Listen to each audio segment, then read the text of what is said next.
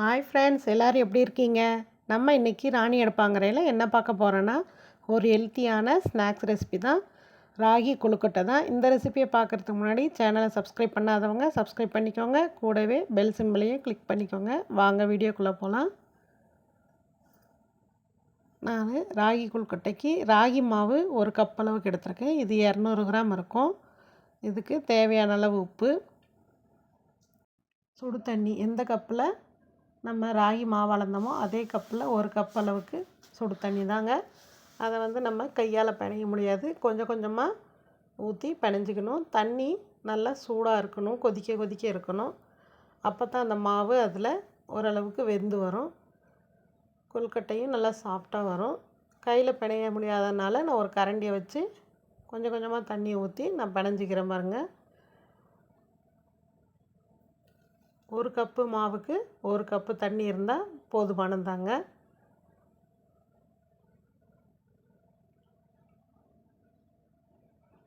பாருங்கள், இப்போ கொஞ்சமாக தண்ணி ஆறி இருக்குது.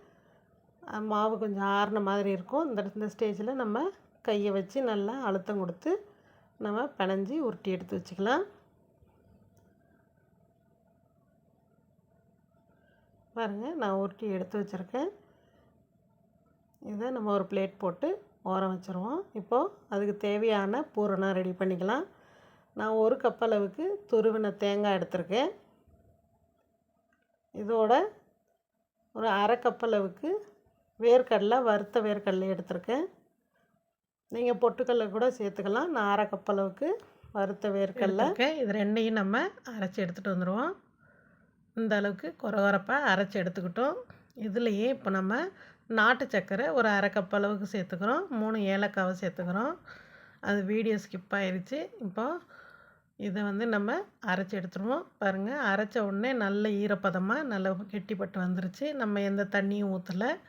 இதை நம்ம ஒரு கிண்ணத்தில் மாற்றி எடுத்து வச்சுக்கலாம். இப்போது கையில் நெய் இல்லாட்டி ஆயில் தடவிக்கோங்க. இந்த மாதிரி அச்சு இருந்தால் அச்சு எடுத்துக்கோங்க. இந்த அச்சில் நெய்யை தடவி விட்டுருவோம். அச்சு இல்லைன்னா நீங்கள் கையிலேயே மடிச்சிக்கலாம். நான் அச்சில் வச்சு தான் இன்றைக்கி செஞ்சு காமிக்க போகிறேன். இந்த மாதிரி ஒரு உருண்டை எடுத்து நல்லா அது உள்ளார திணிச்சிருவோம். இந்த மாதிரி உள்ளே திணிச்ச உடனே ஒரு விரலை வச்சு ஒரு ரவுண்டு இந்த மாதிரி தடவி கொடுத்து எக்ஸஸாக இருக்கிறத நம்ம எடுத்துடலாம். பாருங்கள், ஒரு குழி மட்டும் நம்ம பண்ணியிருக்கோம். மாவை ஓரமாக தடவி விட்ட மாதிரி ஒரு ரவுண்ட் அடிச்சிடலாம். இப்படி அவ்வளோதான். குழி தெரியுதுங்களா? இதில் இப்போ நம்ம பூரணத்தை வச்சுக்கலாம். பூரணத்தை நம்ம எண்ணெயை தொட்டு இந்த மாதிரி உருட்டி அது உள்ள தேவையான அளவுக்கு பூரணத்தை சேர்த்துக்கலாம். இப்போது அந்த பூரணத்தை மூட நம்ம ஒரு சின்ன உருண்டை மாவை எடுத்து மேலே வச்சு ப்ரெஸ் பண்ணி விட்டுருவோம். இந்த மாதிரி எக்ஸஸாக இருக்கிறத எடுத்துகிட்டு இந்த மாதிரி ப்ரெஸ் பண்ணி விட்டுடலாம். இப்போ நம்ம இதை திறந்து பார்ப்போம். பாருங்கள், எந்த அளவுக்கு அருமையான கொழுக்கட்டை வந்திருக்கு பாருங்கள்.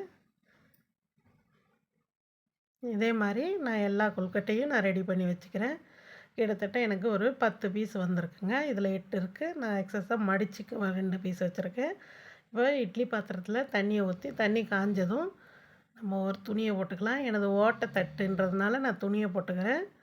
நீங்கள் ப்ளைனாக இருந்தால் அது மேலேயே வச்சுக்கலாம். தட்டுலேயே இந்த மாதிரி ஒன்றா அடுக்கி விட்டுருவோம்.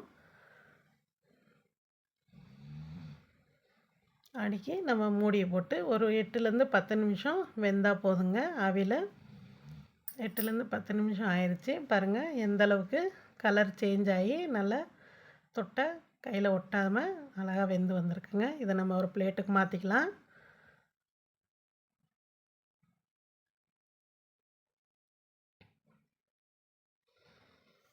அருமையான ராகி கொழுக்கட்டை ரெடி ஆயிடுச்சுங்க. இந்த மாதிரி குழந்தைங்களுக்கு ஈவினிங் ஸ்நாக்ஸாக ராகி மாவை வச்சு இந்த மாதிரி கொழுக்கட்டை செஞ்சு கொடுங்க. ரொம்ப ஹெல்த்தியாகவும் இருக்கும். நான் ஒரு கொழுக்கட்டையை பிரித்து காமிக்கிறேன் பாருங்கள். எந்த அளவுக்கு மேலே சாஃப்டாகவும் உள்ள ஜூஸியாகவும் பூரணம் வெந்து வந்திருக்கு பாருங்கள். இந்த ரெசிபி உங்களுக்கும் பிடிச்சிருந்துச்சுன்னா நீங்களும் ட்ரை பண்ணி பார்த்துட்டு எப்படி வந்துச்சுன்னு எனக்கு கமெண்ட் பண்ணுங்கள், லைக் பண்ணுங்கள், ஷேர் பண்ணுங்கள். மறக்காமல் ராணி அடுப்பாங்கரைக்கு சப்ஸ்கிரைப் பண்ணுங்கள். தேங்க்ஸ் ஃபார் வாட்சிங்.